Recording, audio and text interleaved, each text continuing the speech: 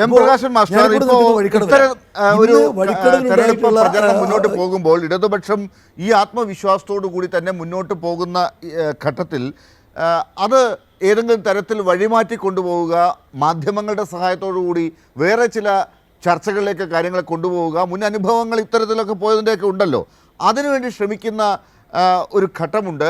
അതിലേക്ക് എന്തായാലും നമ്മൾ ശ്രദ്ധ ചെലുത്തേണ്ടതില്ല. നിലമ്പൂരിൽ കാര്യങ്ങൾ വേറെയാണ് LDF പ്ലാൻ ചെയ്തിട്ടുള്ളത്. ആ വഴിക്കാണ് ഇപ്പോൾ കാര്യങ്ങൾ പോകുന്നത്. തെരഞ്ഞെടുപ്പ് പ്രചരണം തന്നെ അങ്ങനെ LDFിൻ്റെ കയ്യിലാണ് അതിൻ്റെ കടിഞ്ഞാൺ എന്ന് തന്നെ ഉറച്ചു പറയുന്നൊരു ഘട്ടമാണോ ഇപ്പോഴുള്ളത്? ഈ തെരഞ്ഞെടുപ്പ് രംഗത്ത് ഏറ്റവും സജീവം ഇപ്പോൾ ഇന്ന് ബഹുമാനപ്പെട്ട മുഖ്യമന്ത്രി വഴിക്കടവിൽ സംസാരിച്ചത് ഈ ഗവൺമെൻറ്റും UDFിൻ്റെ ഗവൺമെൻറ്റും തമ്മിലുള്ള വ്യത്യാസത്തെക്കുറിച്ചാണ്. ഒരുപാട് കാര്യങ്ങളെ സംബന്ധിച്ചിടത്തോളം അദ്ദേഹം എടുത്തു പറഞ്ഞു. അദ്ദേഹം വിദ്യാഭ്യാസ രംഗത്തെ കാര്യങ്ങൾ പറഞ്ഞു, വ്യവസായ രംഗത്തെ കാര്യങ്ങൾ പറഞ്ഞു, ക്ഷേമ പെൻഷനുമായി ബന്ധപ്പെട്ട കാര്യങ്ങൾ പറഞ്ഞു, കേരളം വികസന രംഗത്തുണ്ടാക്കിയ മുന്നേറ്റം പറഞ്ഞു.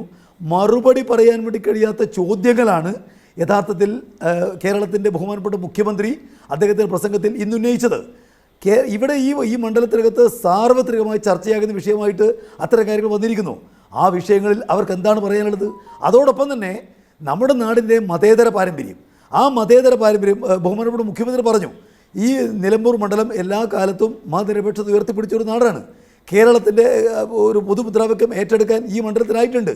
എന്നാൽ ഇവിടെ ഒരു കാരണവശാലും സ്വീകരിക്കാൻ പാടില്ലാത്ത വർഗീയതയുമായിട്ട് സന്ധി ചെയ്യുന്ന, സാധാരണഗതിയിൽ സാധാരണ ജനങ്ങൾക്ക് ഒരു കാരണവശാലും ആശ്രയിക്കാനാവാത്ത ജമാഅത്തെ ഇസ്ലാമിയെ എങ്ങനെയാണ് UDF തങ്ങളുടെ മുന്നണിയുടെ ഭാഗമായിട്ട് പരിഗണിക്കുന്നത് എന്ന കാര്യം അദ്ദേഹം പറഞ്ഞു.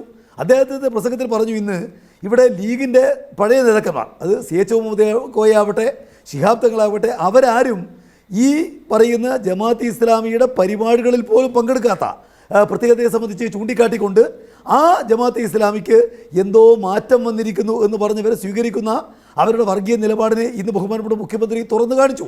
അതിനൊന്നും മറുപടി പറയാൻ വേണ്ടി കഴിയാതെ വലിയ വൈക്ലഭ്യത്തിലാണ് ഐക്യജനാധിപത്യ മുന്നണി നിൽക്കുന്നത്. അവർ വലിയ പണക്കൊഴുപ്പിൽ ഈ പറയുന്ന പോലെ ആളുകളെ പല കേന്ദ്രത്തിൽ നിന്ന് കൊണ്ടുവന്ന് ആർഭാടകരമായിട്ട് ആളുകളെ അവതരിപ്പിച്ചുകൊണ്ട് കൈകാര്യം ചെയ്യപ്പെട്ട് കഴിയുമോ എന്ന നിലക്കുള്ള ശ്രമമാണ് നടത്തുന്നത്. അല്ലാതെ ഉമ്മൻചാണ്ടി ഗവൺമെൻറ്റിൻ്റെ 5 കൊല്ലത്തെ ഭരണം ഈ ഭരണത്തെക്കാൾ മികച്ച ഒന്നാണ് എന്ന് പറയാനുള്ള ഒരു കാര്യവും ഈ കഴിഞ്ഞ ദിവസങ്ങളിൽ അവർക്ക് പറയാനില്ല. അത്തരം രാഷ്ട്രീയം സംബന്ധിച്ച് അവർ സംസാരിക്കുന്നില്ല. അവർ ആദ്യം പറഞ്ഞു പോകുന്ന കാര്യങ്ങൾ അവയെല്ലാം പൊളിഞ്ഞു. ഇവിടെ LDF മലപ്പുറം ജില്ലക്കെതിരാണ്, മലപ്പുറം ജില്ല ജനങ്ങളെ അപമാനിക്കുകയാണ് LDF ചെയ്യുന്നത് എന്നെല്ലാമുള്ള എല്ലാ വാദങ്ങളും ഉന്നയിച്ച മാത്രമേ തന്നെ അവിടെ എരിഞ്ഞടങ്ങുന്ന ചിത്രമാണ് ഇവിടെ കാണാൻ വേണ്ടി കഴിയുക. യഥാർത്ഥത്തിൽ UDF തികഞ്ഞ പ്രതിരോധത്തിലാണ് എന്ന് ഈ മണ്ഡലത്തിൽ ജീവിക്കുന്ന എല്ലാ ആളുകളെ സംബന്ധിച്ചും അവർ കൃത്യമായിട്ട് പറയാൻ വേണ്ടി കഴിയും. ഐക്യജനാധിപത്യ മുന്നണിക്ക് വലിയ നിലക്ക് വെള്ളം കുടിക്കേണ്ടി വന്നൊരവസ്ഥയാണ് പ്രചരണരംഗത്ത് പോലും ഈ മണ്ഡലത്തെ കാണാൻ വേണ്ടി കഴിയുന്നത്. സ്വരാജിൻ്റെ വിജയത്തെ ആഘോഷപൂർവ്വം മുന്നോട്ട് കൊണ്ടുപോകാൻ വേണ്ടി കഴിയുന്ന ഒരവസ്ഥയിലാണ് ഇന്ന് ഈ മണ്ഡലം നിൽക്കുന്നത് എന്ന് ഈ മണ്ഡലത്തിൽ പരിശോധിക്കുന്ന ഏതൊരു നിഷ്പക്ഷമതിക്കും ബോധ്യമാകുന്ന നിലക്കാണ് ഇന്ന് മുന്നോട്ടേക്ക് പോകുന്നത്.